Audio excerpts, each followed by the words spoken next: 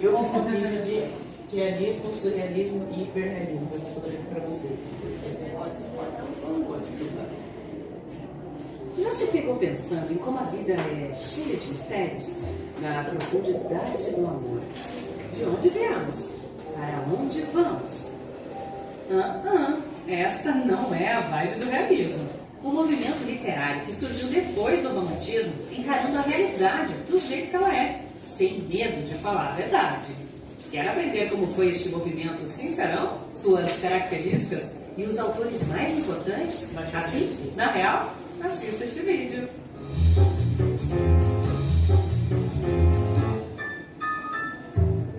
O realismo foi um movimento literário e artístico que teve início em meados do século XIX, na França. Ele trouxe como proposta mostrar a realidade da forma mais objetiva possível, sendo uma oposição ao romantismo.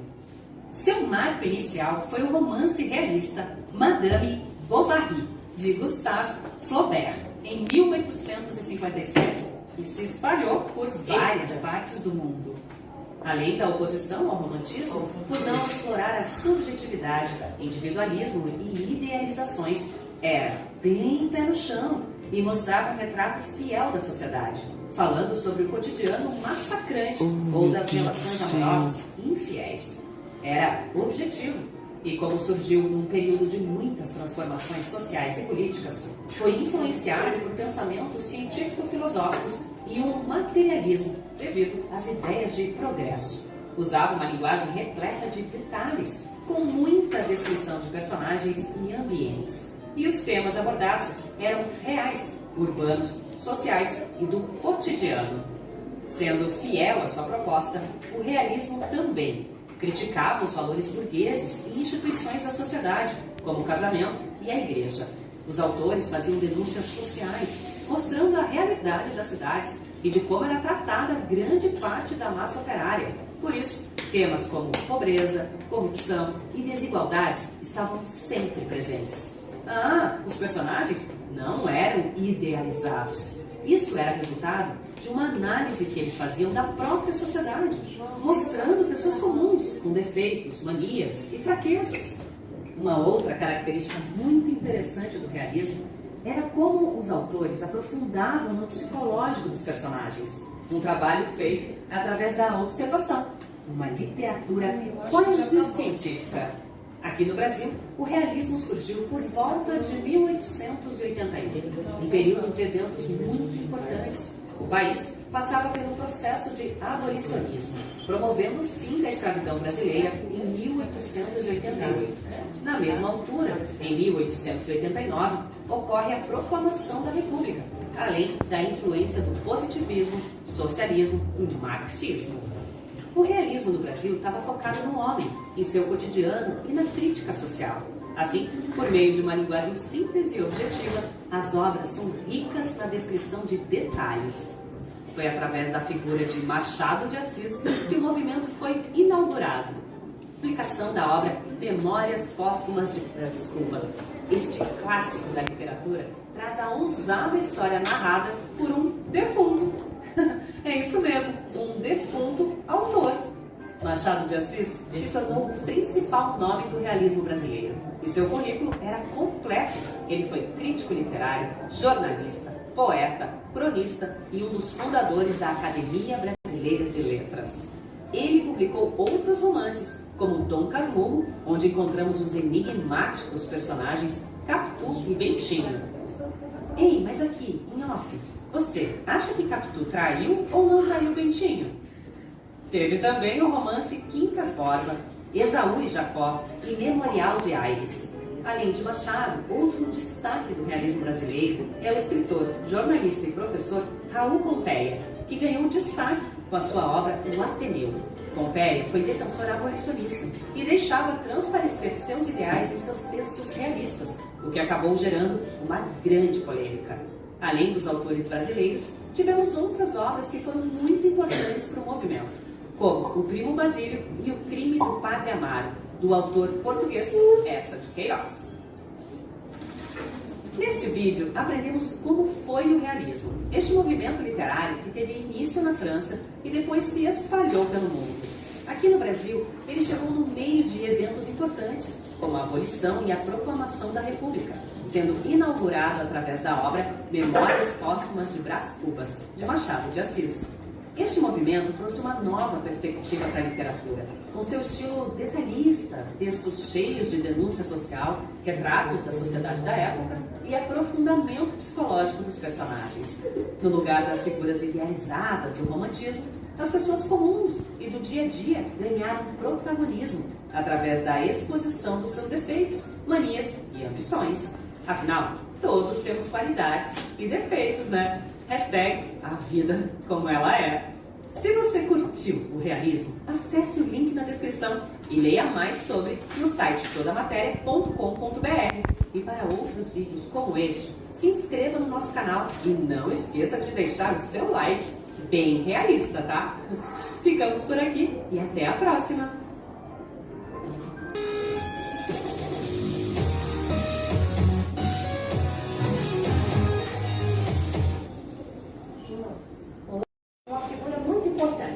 André Breton. E André Breton irá fazer um manifesto surrealista, em que nós teremos as bases, a teoria desse novo movimento. Eu destaquei para vocês um trecho do manifesto surrealista feito pelo André Breton.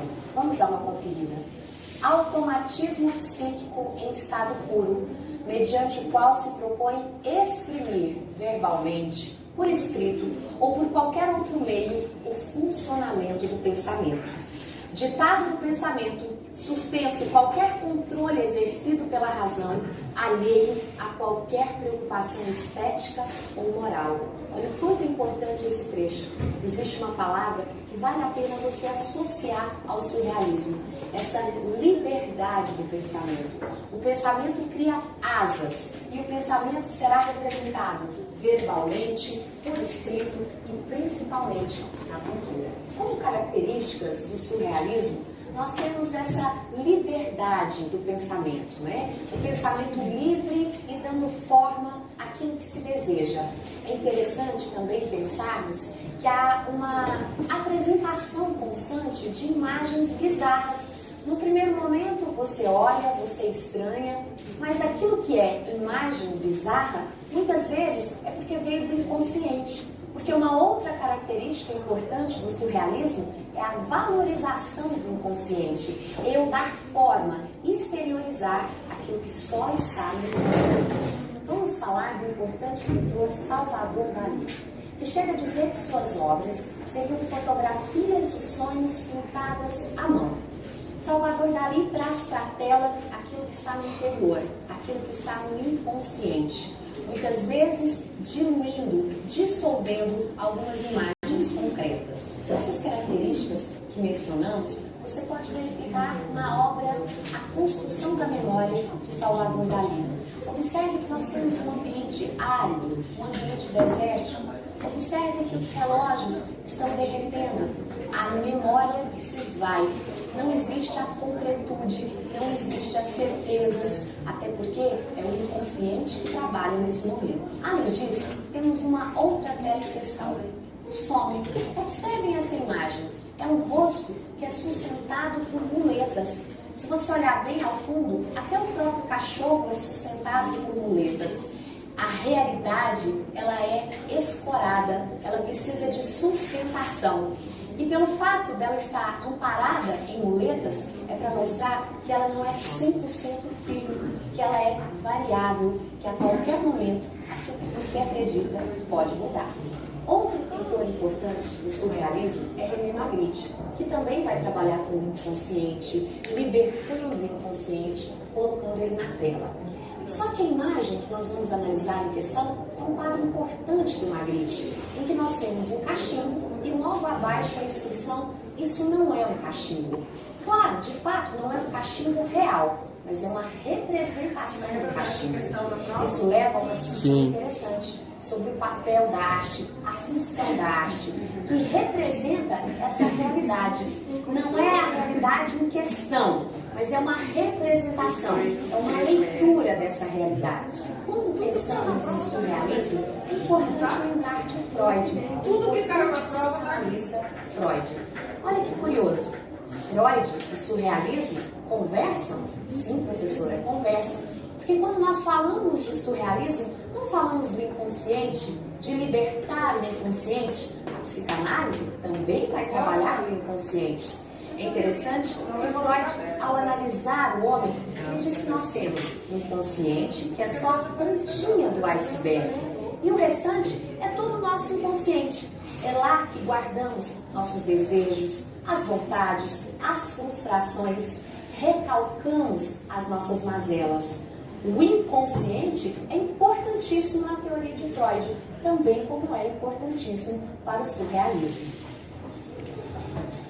Então, moçada, chegamos ao final de mais uma aula de literatura e com um tema muito importante, surrealismo, um tema que está presente nos vestibulares Brasil afora. Se você gostou da nossa aula, curta, compartilhe, acesse os nossos links, nos acompanhe nas redes sociais e até a próxima!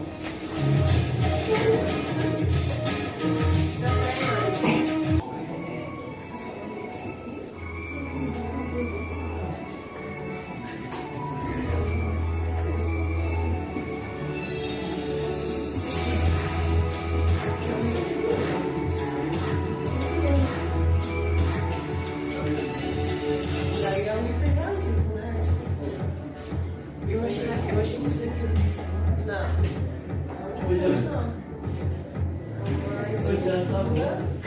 Hiperreal, tá vendo? Certinho. E cada escultura dessa, às vezes chega a ter 30 mil fios de cabelo. E é um por um.